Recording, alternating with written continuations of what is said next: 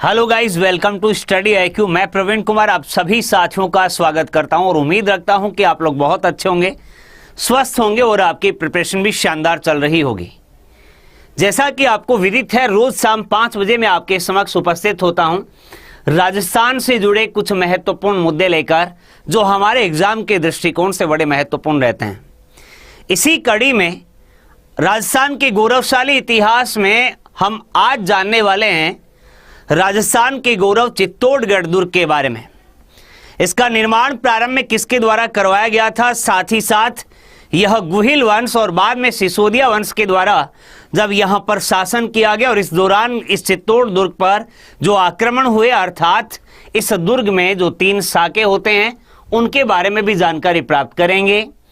और इसी दुर्ग में स्थित जो महल, साथ ही साथ जो प्रवेश द्वार हैं और पेयजल की आपूर्ति के लिए जो तालाब और दर्शनीय स्थलों में जो यहाँ के शासकों के द्वारा मंदिरों का निर्माण करवाया गया, उसकी भी चर्चा हम इसी सेशन में करने वाले हैं। जैसा आपको पता है, मनुष्य को केवल लोकगीतों और उसके द्वारा बनाई गई इमारतों के माध्यम से ही याद किया जाता है। प्रत्येक मनुष्य जन्म लेता है और जन्म लेने के बाद वह अपने कर्म करता है और कर्म करने के बाद वह परम तत्व में विलीन हो जाता है, लेकिन उसके द्वारा बनाए गए या फिर उसके द्वारा किए गए अच्छे कर्मों या फिर उसके द्वारा बनाए गए किसी भी स्मारक, चाहे वह कोई तालाब हो, चाहे वह कोई मंदिर हो या फिर कोई कुआं, बावड़ी या फिर कोई महल, जब अनायासी हम इन इमारतों को देखते हैं तो इन इमारतों को देखकर इनका निर्माण करवाने वाले व्यक्ति का जीवन का चरित्र या जीवन का चित्रण हमारी आंखों के सामने आ ही जाता है। इसी कड़ी में राजस्थान के गौरवशाली इतिहास के गौरवशाली इस दुर्ग अर्थात चित्तौड़गढ़ दुर्ग के बारे में आज हम चर्चा करेंगे। सभी के सभी साथी एक बार मेरे साथ जुड़ जाएंगे, उसके बाद हम चर्चा को प्रारंभ करते हैं। सबसे पहले इसकी बेसिक बात जो आती है कि इसका निर्माण जो था, इस चित्तौड़गढ़ दुर्ग का निर्माण वह किसके द्वारा करवाया गया था। तो याद रखिएगा, इसे चित्रकूट दुर्ग भी कहा जाता है और साथ ही साथ इसे राजस्थान का गौरव, दुर्गों का सिरमौर और साथ ही साथ इसे दुर्गों का तीर्थ स्थल भी कहते हैं, क्योंकि यह राजस्थान का सबसे बड़ा आवासीय किला आता है। अगर चाणक्य नीति के अनुसार और साथ ही साथ शुक्र नीति के अनुसार जो कुल 9 श्रेणियों के दुर्ग बताए गए हैं, उनमें से केवल हम इस धानवन दुर्ग की श्रेणी को छोड़ते हैं, अर्थात धरातल पर बने हुए दुर्ग की श्रेणी को छोड़ दिया जाए तो यह दुर्ग चित्तौड़गढ़ दुर्ग से सभी श्रेणियों को पूर्ण करता है। इसका मतलब क्या हुआ? इसका मतलब यह है कि यह सैन्य, साथ ही साथ सहाय, अर्थात इसमें सैनिकों के साथ साथ आम जनता के निवास की भी व्यवस्था थी। यह पारिख और पारिद दुर्ग की श्रेणी में भी आता है, अर्थात इसके चारों तरफ सुरक्षा के लिए सुरक्षा दीवार और गहरी खाई भी इसके चारों तरफ बनी हुई थी। और इसे हम, क्योंकि मेसा के पठार के ऊपर मीन आकृति में यह दुर्ग बना हुआ है, इसीलिए इसे गिरि दुर्ग की श्रेणी में भी हम रख सकते हैं। इसी के पास गंभीरी और बेड़च नदियां बहती हैं, इसीलिए जल दुर्ग की श्रेणी में भी इस दुर्ग को रखा जा सकता है। तो मैंने कहा है कि धानवन श्रेणी को छोड़कर से सभी 9 श्रेणियों को पूर्ण करने वाला दुर्ग, जिसका नाम आता है चित्तौड़गढ़, जिसे कहा जाता है राजस्थान का गौरव, दुर्गों का सिरमौर और दुर्गों का तीर्थ स्थल, जबकि इसी का प्राचीन नाम जो था, वास्तविक नाम जो आता है, इसे चित्रकूट दुर्ग कहा जाता था। और इसी चित्रकूट दुर्ग का अपभ्रंश भाषा में नाम यहां पर चित्तौड़ पड़ जाता है। आइए जानकारी प्राप्त करते हैं, इसका निर्माण जो करवाया गया वह किसके द्वारा करवाया गया था। तो आपने श्यामल दास की पुस्तक वीर विनोद का तो नाम अवश्य ही सुना होगा, और वीर विनोद के अनुसार यह लिखा गया है, इस चित्तौड़गढ़ दुर्ग का निर्माण चित्रांग या फिर इसी का नाम आता है चित्रांगन मौर्य, क्योंकि प्रारंभ में इस चित्तौड़ वाले क्षेत्र में मौर्य राजाओं के द्वारा शासन किया गया था और उन्हीं में से एक शासक हुआ चित्रांग या फिर इसे ही चित्रांगन मौर्य भी कहा गया है। इसके द्वारा इसका निर्माण करवाया गया। अब जब इसका प्रारंभ में निर्माण हुआ था तब इसे चित्रकूट या इसे चित्रकोट दुर्ग कहा जाता था। मैंने इसका नाम आपको बताया है चित्रकूट या इसे चित्रकोट, और इसी का अपभ्रंश भाषा में नाम क्या पड़ जाता है, चित्रकोट का नाम अब चित्तौड़ हो जाता है। यह प्रश्न भी हमसे कई बार एग्जाम में पूछा जा चुका है इसके निर्माणकर्ता के संदर्भ में। आइए अब जानकारी प्राप्त करते हैं। मैंने ये कहा है कि चित्तौड़गढ़ दुर्ग धानवन श्रेणी को छोड़कर शेष सभी 9 श्रेणियों को पूर्ण करने वाला दुर्ग है। इसका मतलब इसे गिरि दुर्ग की श्रेणी में भी रख सकते हैं, इसे वन दुर्ग की श्रेणी में भी रख सकते हैं। यह सैन्य, सहाय तथा साथ ही साथ जल दुर्ग की श्रेणी में भी दुर्ग आता है, क्योंकि इसी दुर्ग के पास में संगम स्थल आता है 2 नदियों का, जिनमें से एक का नाम आता है गंभीरी और दूसरी नदी का नाम आता है बेड़च। और इन्हीं नदियों के किनारे मेसा के पठार के ऊपर बना हुआ ये दुर्ग मीन आकृति, अर्थात मैं यूं कह दूं कि मछली के आकार में बना हुआ है, जो क्षेत्रफल की दृष्टि से राजस्थान का सबसे बड़ा किला आता है, अर्थात राजस्थान का सबसे बड़ा आवासीय किला आता है। 1810 फीट की ऊंचाई के ऊपर यह बना हुआ मेसा के पठार पर बना हुआ चित्तौड़गढ़ दुर्ग है। और अब इस दुर्ग का अगर हम देखें इंपोर्टेंस या महत्व क्यों था, चर्चा अगर की जाएगी प्राचीन काल में या फिर मध्य काल में, जब भी दिल्ली के रास्ते मालवा या गुजरात जाना होता है, अर्थात उस समय रियासत काल के दौरान की अगर हम चर्चा करें प्राचीन काल में या फिर मध्य काल में, तो ये चित्तौड़गढ़ दुर्ग बीच में आया करता था। जैसा हम देखते हैं कि 1299 ईस्वी में अलाउद्दीन खिलजी की सेना के द्वारा गुजरात आक्रमण के लिए अपनी सेनाओं को भेजा गया था और उलुग खां और नुसरत खां के नेतृत्व में गुजरात जा रही अलाउद्दीन खिलजी की सेना जो थी, उसके द्वारा जाते समय इसी चित्तौड़गढ़ दुर्ग के रास्ते का प्रयोग किया गया था और यहाँ के शासक समर सिंह के द्वारा अलाउद्दीन खिलजी की सेना से कर भी वसूल किया गया था। इसीलिए यह सामरिक दृष्टिकोण से ही बड़ा महत्वपूर्ण दुर्ग था, जिसका नाम है चित्तौड़गढ़। आगे बढ़ते हैं, चर्चा को आगे बढ़ाते हैं। हाँ जी, पूरा मामला सेट हो जाएगा आशीष जहांगीर जी। ये जो चित्तौड़गढ़ दुर्ग है, ये आपको दोबारा पढ़ने की कभी भी आवश्यकता नहीं रहेगी, एकदम इसका हर एक कॉन्सेप्ट आपको क्लियर करवा दिया जाएगा। चलिए आगे बढ़ता हूं, बात को आगे बढ़ाता हूं। अब जब मैंने ये कहा है कि प्रारंभ में तो मौर्य वंश के शासकों के हाथों में यह दुर्ग था, चित्तौड़गढ़ के अर्थात मेवाड़ में गुहिल या रावल वंश के वास्तविक संस्थापक बप्पा रावल का नाम तो आपने सुना ही होगा। रियल फाउंडर थे ये, वास्तविक संस्थापक, क्योंकि संस्थापक तो आते हैं, उनका नाम था गुहिल या गुहिलादित्य। मेवाड़ में बप्पा रावल के लिए ऐसा कहा जाता है कि वे हारित ऋषि की सेवा किया करते थे और हारित ऋषि की गायें इनके द्वारा चराई जाती थी। इन्हीं हारित ऋषि के द्वारा बप्पा रावल को आशीर्वाद दिया गया था यह चित्तौड़गढ़ दुर्ग जीतने का। ऐसा कहा जाता है कि बप्पा रावल काफी शक्तिशाली थे, 16 हाथ का दुपट्टा रखते थे, 35 हाथ की धोती ये पहनते थे और बहुत भारी तलवार अपने साथ रखा करते थे। और ऐसा भी लिखा गया है कि ये खाने में 4 बकरे एक साथ खा जाया करते थे। क्योंकि बात 734 ईस्वी के लगभग की हो रही है, इसका मतलब हो सकता है प्रतापी शासक इस समय होंगे। तो हारित ऋषि ने आशीर्वाद दिया और ये कहा, ठीक है बच्चा, मेरा तेरे साथ आशीर्वाद है और यह भी आशीर्वाद मैं देता हूं कि आज के बाद ये मेवाड़ की धरा आपके वंशजों के हाथ से नहीं जाएगी। ऐसा ही हुआ। 566 ईस्वी में मेवाड़ जैसे गौरवशाली इतिहास की शुरुआत हुई थी और राजस्थान के एकीकरण तक यहाँ के शासकों ने निरंतर यहाँ पर शासन किया। भारत में एक ही स्थान पर सर्वाधिक लंबी अवधि तक चलने वाला इतिहास मेवाड़ का इतिहास आता है और 734 ईस्वी में मौर्य वंश के शासक मान मौर्य को पराजित करके इस दुर्ग पर बप्पा रावल के द्वारा अधिकार कर लिया गया था।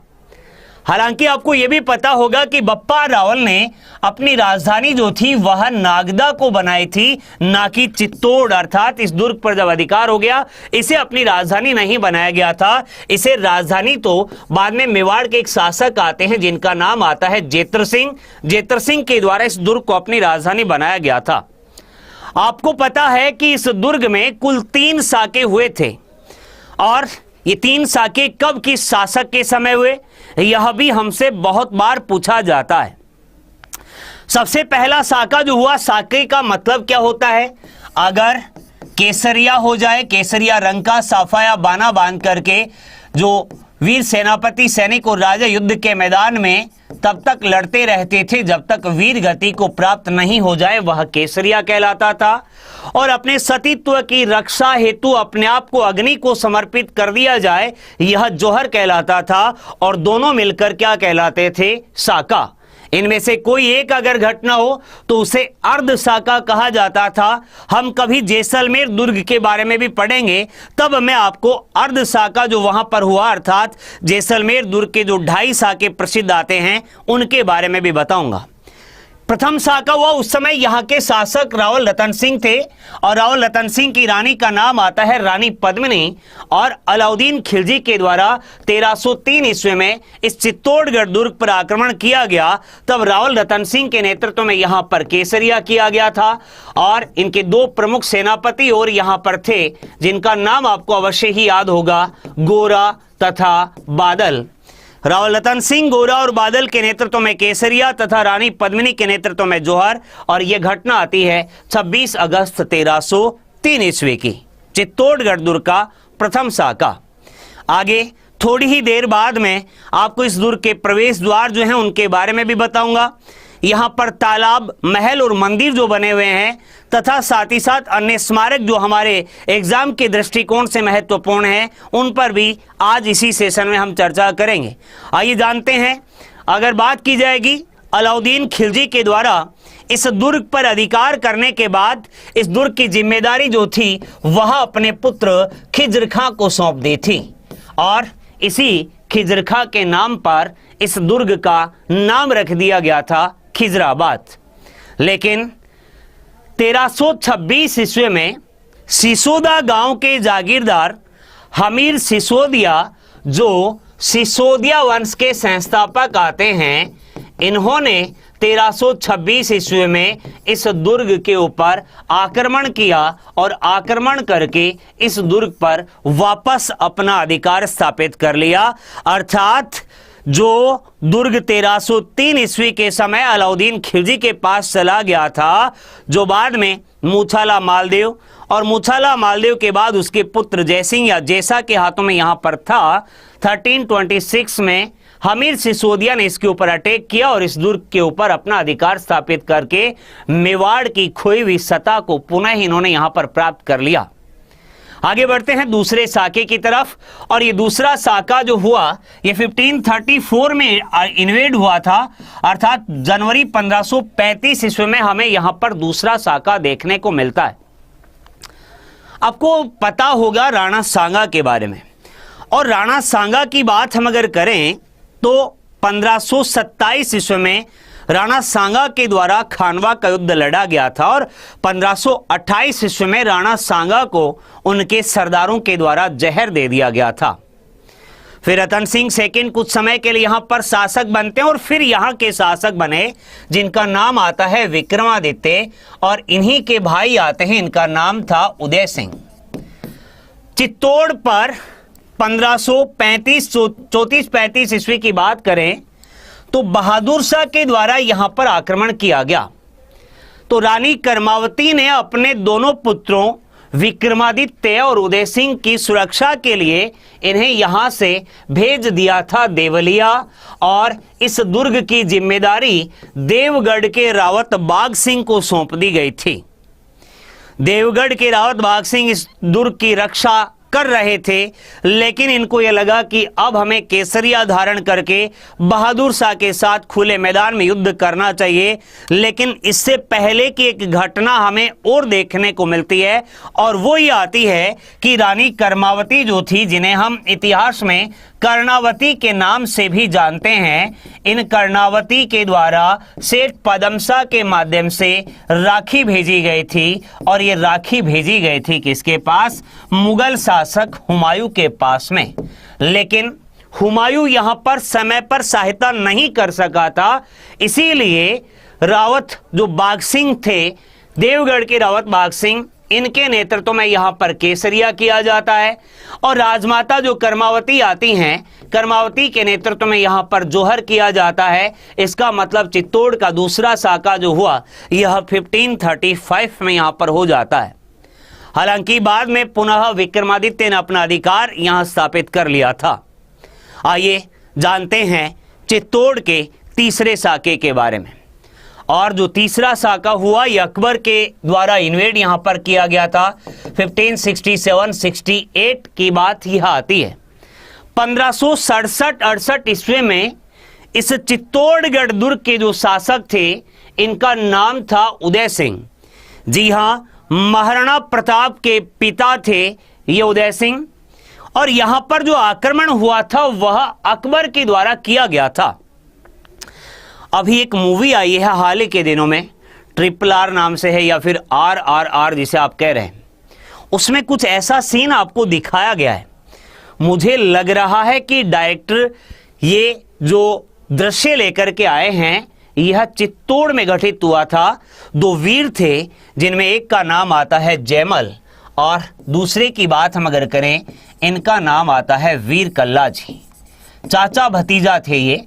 और यहां पर तीसरे जो प्रमुख सेनापति आते हैं इनका नाम आता है पत्ता चोड़ावत। ये जयमल राठौड़ थे और इन्हीं के भतीजे आते हैं जिनका नाम आता है कल्ला जी, जिन्हें 4 हाथ के लोक देवता के रूप में जाना जाता है। क्योंकि अकबर का जब आक्रमण हुआ था तो अकबर की एक बंदूक थी जिसका नाम था संग्राम बंदूक। 1567 में ही ये इन्वेड हो गया था, आक्रमण हो गया था। कई महीनों तक अकबर के द्वारा निरंतर यहां पर आक्रमण किया जा रहा, मतलब इस दुर्ग के ऊपर प्रहार किए जा रहे थे। लेकिन जो भी नुकसान इस दुर्ग की दीवारों को होता वह जयमल और पत्ता के द्वारा वापस इसका पुनर्निर्माण करवा दिया जाता। इसी दौरान अकबर की एक बंदूक आती है जिसका नाम आता है संग्राम बंदूक। और इसी संग्राम बंदूक से ये जयमल जो थे घायल हो गए। आप यहां पर देख पा रहे होंगे इनके पैर में गोली लग गई, जिसके कारण इनके भतीजे वीर कल्ला जी ने इन्हें अपने कंधे पर बैठाया और इस चित्तौड़गढ़ दुर्ग के प्रवेश द्वार खोले गए। जयमल, फत्ता और वीर कल्ला जी के नेतृत्व में यहां पर केसरिया किया जाता है और अकबर की सेना के साथ भयंकर संघर्ष इन्होंने चित्तौड़गढ़ दुर्ग के प्रवेश द्वार खोलने के बाद किया। क्योंकि 4 तलवारें एक साथ यहां पर चल रही थी, 2 तलवार वीर कल्ला जी के द्वारा तो 2 तलवार जयमल राठौड़ के द्वारा। इसीलिए मुगल सेना में यह अफवाह यहां पर फैल गई कि वहां पर तो कोई 4 हाथ का लोक देवता आ गया है, जो भी कोई सामने आ रहा है उसको काट रहा है। जयमल और फत्ता की वीरता से अकबर भी बड़ा इंप्रेस हुआ था और आगरा के किले के सामने जयमल और फत्ता की गज्जारूढ़ पाषाण मूर्तियां स्थापित की थी, अर्थात हाथी के ऊपर बैठी हुई पाषाण मूर्तियां स्थापित की गई थी। और बीकानेर शासक राय सिंह के द्वारा भी बीकानेर के जूनागढ़ दुर्ग के सामने जयमल फत्ता की गज्जारूढ़ पाषाण मूर्तियां लगाई थी, जो आज भी मौजूद हैं। तो इस प्रकार से फूल कंवर के नेतृत्व में जो फत्ता की पत्नी थी इनके नेतृत्व में यहां पर महिलाओं ने जोहर किया था। जयमल और फत्ता और वीर कल्ला जी के नेतृत्व में यहां पर केसरिया किया गया था। इस प्रकार 23 फरवरी 1568 ईस्वी को यह मेवाड़ का तीसरा और अंतिम साका यहां पर हुआ था। जी हां साथियों, हम जानकारी प्राप्त कर रहे हैं चित्तौड़गढ़ दुर्ग के बारे में और अभी हमने जाना यहां पर जो कुल 3 साके हुए थे उस संदर्भ में। चलिए आगे बढ़ते हैं, बात को आगे बढ़ाते हैं, चर्चा को आगे बढ़ाते हैं। अब क्योंकि यहां पर जोहर जो हुए उसी याद में यहां पर चित्तौड़ में ही जोहर मेले का आयोजन भी किया जाता है, जिसमें जो जोहर का स्थान आता है जहां पर आजकल गार्डन बना हुआ है, जोहर कुंड भी बना हुआ है और महिलाएं एकत्रित होती हैं, पूजा करती हैं। साथ ही साथ यहां पर कलश यात्रा भी निकाली जाती है इसी मेले के प्रारंभ के दौरान। हाथी की सवारी भी आप यहां पर देख पा रहे होंगे। तो जोहर ज्योत मंदिर यहां पर बना हुआ है चित्तौड़ में और प्रत्येक वर्ष चैत्र कृष्ण एकादशी को यहां पर जोहर मेले का आयोजन भी किया जाता है।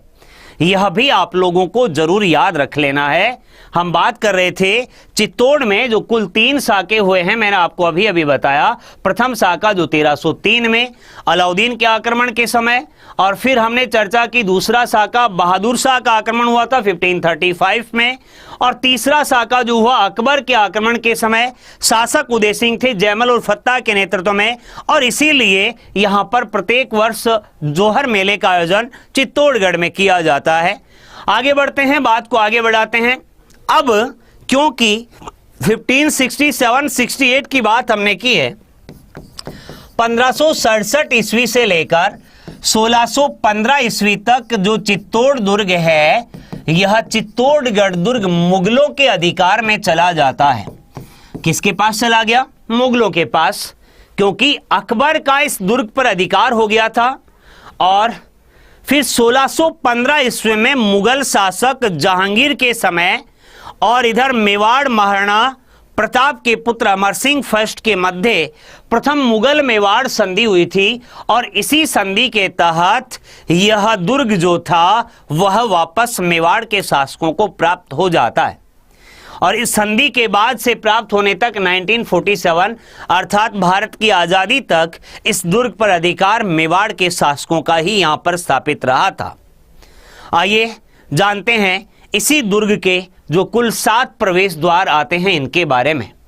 याद रखना है आपको कि इस दुर्ग में कुल 7 प्रवेश द्वार बने हुए हैं, एंट्री गेट इसमें बने हुए हैं। और सबसे पहला जो प्रवेश द्वार बना हुआ है इसे पाडन पोल कहा जाता है। और ये पाडन पोल आप यहां पर देख पा रहे हैं, जो इमेज आपके सामने आपको यहां पर दिखाई दे रही है, ये पाडन पोल दरवाजा है। इस चित्तौड़गढ़ दुर्ग का प्रथम पहला एंट्री गेट आता है। और यहां पर बना आपको ये स्मारक भी आपको दिखाई दे रहा होगा। ये स्मारक यहां पर बना हुआ है बाघ सिंह का। मैंने थोड़ी ही देर पहले आपको बताया था कि बाघ सिंह के नेतृत्व में चित्तौड़ पर जब दूसरा साका हुआ था तो इनके नेतृत्व में यहां पर केसरिया किया गया था और वे यहां पर लड़ते हुए वीर गति को प्राप्त हो गए थे।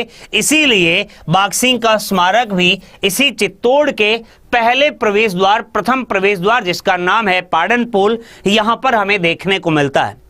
अब कुल 7 प्रवेश द्वार मैंने आपको बताए हैं। इसका मतलब जो अन्य प्रवेश द्वार आते हैं, जैसे दूसरा प्रवेश द्वार भैरव पोल है, तीसरा हनुमान पोल, गणेश पोल, जोड़ला पोल और लक्ष्मण पोल। मतलब हम इस चित्तौड़गढ़ दुर्ग के प्रवेश द्वारों के बारे में चर्चा यहां पर कर रहे हैं। एक प्रवेश द्वार और शेष रह जाता है, अर्थात अंतिम प्रवेश द्वार जो आता है जिसे रामपोल कहा जाता है, उसके बारे में भी जानकारी हम प्राप्त करते हैं। अर्थात मैंने कहा है कुल 7 प्रवेश द्वार हैं, हालांकि यहीं पर प्राचीन प्रवेश द्वार भी बने हुए हैं, उनके बारे में भी मैं आपको थोड़ी ही देर में बताने वाला हूं। जो 7वां और अंतिम प्रवेश द्वार है इसका नाम आता है रामपोल। और इसी रामपोल के पास में पत्ता सिसोदिया, जयमल उर्फ पत्ता की हमने बात की, तीसरे साके के समय यह लड़ते हुए वीर गति को प्राप्त हुए थे। और पत्ता सिसोदिया का स्मारक जो है वह इसी अंतिम प्रवेश द्वार जिसका नाम आता है रामपोल, यहां पर बना हुआ है।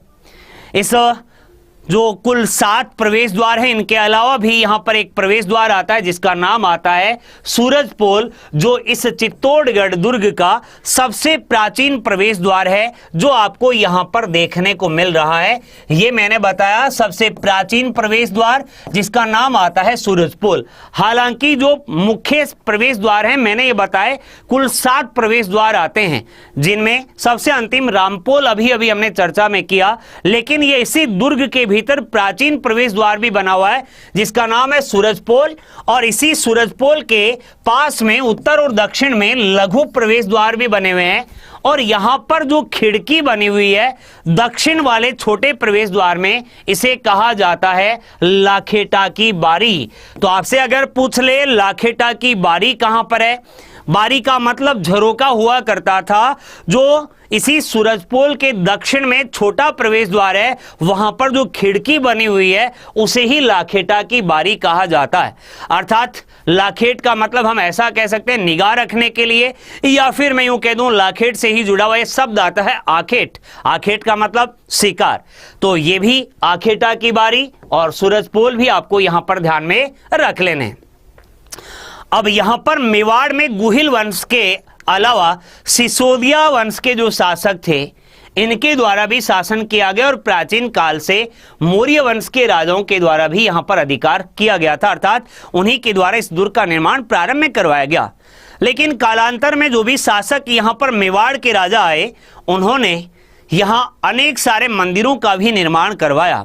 जैसे आइए जानते हैं, इसी दुर्ग में अद्भुत शिव का मंदिर हमें देखने को मिलता है। अद्भुत शिव के मंदिर के अलावा समिधेश्वर मंदिर, जिसे मोकल जी का मंदिर भी कहते हैं क्योंकि महाराणा मोकल के द्वारा इसका पुनर्निर्माण करवाया गया था। मीराबाई का मंदिर यहाँ पर बना हुआ है। कुंभ श्याम का मंदिर जो महाराणा कुंभा के द्वारा बनवाया गया था। तुलजा भवानी मंदिर जो बनवीर के द्वारा बनाया गया था। सातवीस देवरी, ये एक जैन मंदिर आता है। कई बार आपसे इसके बारे में सीधा सीधा प्रश्न पूछा जाता है कि सातवीस देवरी मंदिर क्या जैन मंदिर है या नहीं। जी बिल्कुल, यह जैन मंदिर है। और श्रृंगार चंवरी मंदिर जो है यह भी एक जैन मंदिर यहाँ पर मौजूद है। इन मंदिरों के अलावा यहाँ पर रानी पद्मिनी का महल, साथ ही साथ गोरा बादल जो रावल रतन सिंह के सेनापति थे, इनका महल भी बना हुआ है। जयमल फत्ता की हवेलियां यहाँ पर बनी हुई हैं। जयमल फत्ता वही हैं जो उदय सिंह के समय अकबर के विरुद्ध इस दुर्ग की रक्षा कर रहे थे। नवलखा भंडार, जिसका निर्माण बनवीर के द्वारा यहाँ पर करवाया गया था जब उदय सिंह की रक्षा पन्नाधार के द्वारा की गई थी और उदय सिंह को कुंभलगढ़ दुर्ग भिजवा दिया गया था। उस समय बनवीर ने यहाँ पर नवलखा भंडार का निर्माण करवाया, जिसे 9 लखा भंडार भी कहते हैं। और ऐसा कहा जाता है कि यहाँ पर 9 लाख का कोषालय बना हुआ था। 9 लाख रुपए पैसे जो थे वो यहाँ पर संग्रहित यहाँ पर किए गए थे। ये महल जो आप देख पा रहे हैं, ये रानी पद्मिनी का महल आपको यहाँ पर दिखाई दे रहा है। साथ ही साथ ये महल जो आपको यहाँ पर दिखाई दे रहे हैं, ये गोरा बादल महल आपको यहाँ पर दिखाई दे रहे हैं। ये सारी इमारतें इसी चित्तौड़गढ़ दुर्ग में ही बनी हुई हैं। क्योंकि अब ये मेसा के पठार के ऊपर, ऊंचाई के ऊपर बना हुआ दुर्ग है, तो क्या इसमें पेयजल की व्यवस्था भी होगी या नहीं? जी हाँ, इसी पेयजल की उचित व्यवस्था के लिए इसमें रत्नेश्वर तालाब, कुंभसागर तालाब, हाथी कुंड, भीमलत नामक बड़ा तालाब, उदय सिंह की झाली रानी द्वारा निर्मित झाली बाव, चित्रांग मोरी तालाब, इसी दुर्ग में पीने के पानी के लिए जो सप्लाई किया जाता था, अर्थात जो पेयजल के प्रमुख स्रोत आते हैं, यह भी यहाँ पर हमें देखने को मिलता है। क्या यूनेस्को के द्वारा इसे विश्व धरोहर सूची में शामिल किया गया है क्या? अगर किया गया है तो आप मुझे जल्दी से जल्दी एक बार कमेंट करके मुझे बता देंगे कि किस वर्ष, आपसे मेरा क्वेश्चन है, क्या इसको यूनेस्को के द्वारा हेरिटेज साइट में शामिल किया गया है क्या? अगर किया गया है तो किस वर्ष इस चित्तौड़गढ़ दुर्ग को विश्व धरोहर सूची में, वर्ल्ड हेरिटेज साइट में इसको शामिल किया गया था? जल्दी से जल्दी मुझे आप आंसर करके इसका आंसर बताएंगे। हम चर्चा कर रहे हैं चित्तौड़गढ़ दुर्ग के बारे में, जो अपने आप में राजस्थान का गौरव भी है। और साथ ही साथ इसके लिए एक पंक्ति कही जाती है, गढ़ तो गढ़ चित्तौड़ बाकी सब गढ़ैया। यह पंक्ति भी आपने इस दुर्ग के लिए अवश्य ही सुनी होगी। जो भी बच्चे मुझे सुन पा रहे हैं, जल्दी से जल्दी एक बार आंसर करेंगे और मुझे बताएंगे कि यूनेस्को ने इसको विश्व धरोहर सूची में कब शामिल किया था। देखता हूं कौन सा बच्चा सबसे पहला आंसर देता है। हाँ जी, प्रहलाद राठ जी, आशीष जांगीर, जो भी बच्चे मुझे सुन पा रहे हैं, क्या आंसर आपको पता है? 2013 में अभिलाषा बता रही हैं, मोनिता सिंह, प्रहलाद राठ, आशीष और शुभम आशीष जांगीर जी बता रहे हैं 2013 में। जी हाँ, ठीक, बिल्कुल करेक्ट आंसर आपका आया। और अगर हम चर्चा करेंगे, 21 जून 2013 ईस्वी को यूनेस्को के द्वारा इसे विश्व विरासत स्थल में इस चित्तौड़गढ़ दुर्ग को शामिल किया जा चुका है। तो यह भी हमारे लिए एक बड़ी इंपॉर्टेंट बात है, इस दुर्ग के लिए इंपॉर्टेंट बात है। इसी बीच में आपको एक बात और बताना चाहता हूं, आपने विजय स्तंभ का भी नाम सुना होगा। और ये विजय स्तंभ जो आता है, ये 9 मंजिला इमारत है। और ये 9 मंजिला इमारत इसी चित्तौड़गढ़ दुर्ग में ही बनी हुई है।